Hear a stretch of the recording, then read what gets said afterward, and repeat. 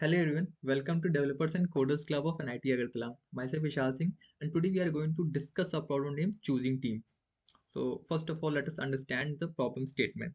So in this question, you have to form a team of three members, okay, and each member can participate in that contest five number of times, at most five number of times.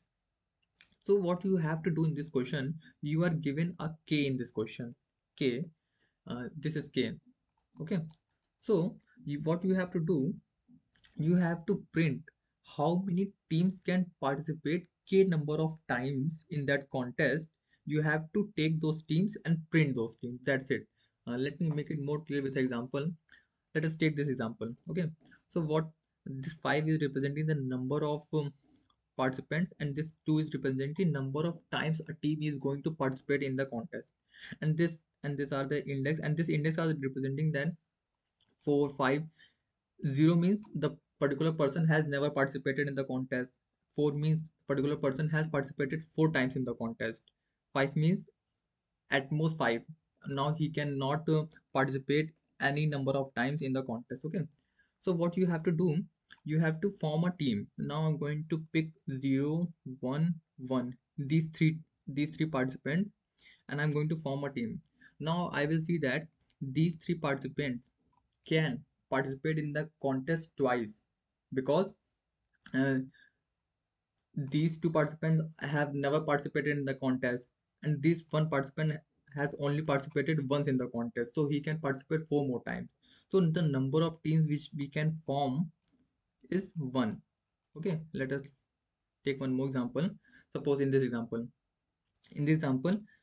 6, 4, and this number 4 means number of times k.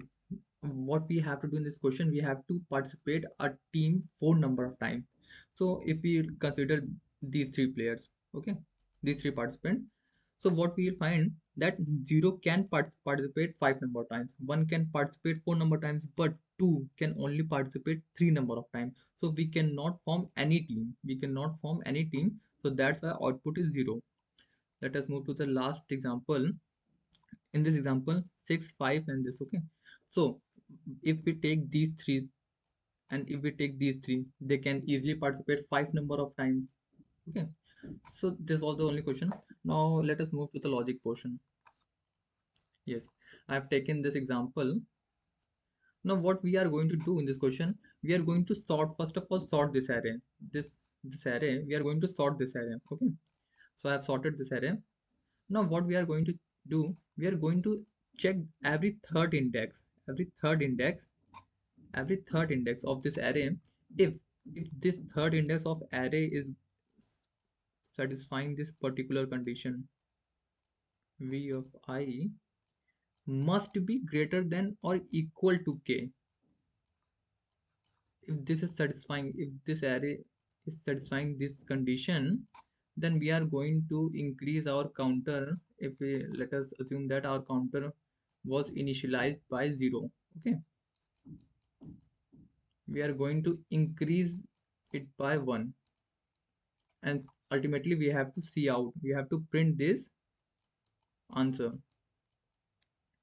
Okay. So now let us move to the code portion. Okay. So from here our code starts. What we are doing, we are simply taking the input n and k, and in this line we are declaring the vector. We are declaring the vector. Okay. And in this line we are inserting the elements in the vector. So what we are doing, we are first of all sorting this vector, and after that we are checking every third index of this vector. If it's satisfying this condition, then we have to increase the answer by 1. Okay. And ultimately we have to see out this answer. So that's it for the problem. I hope I'm very clear for the question. Thank you.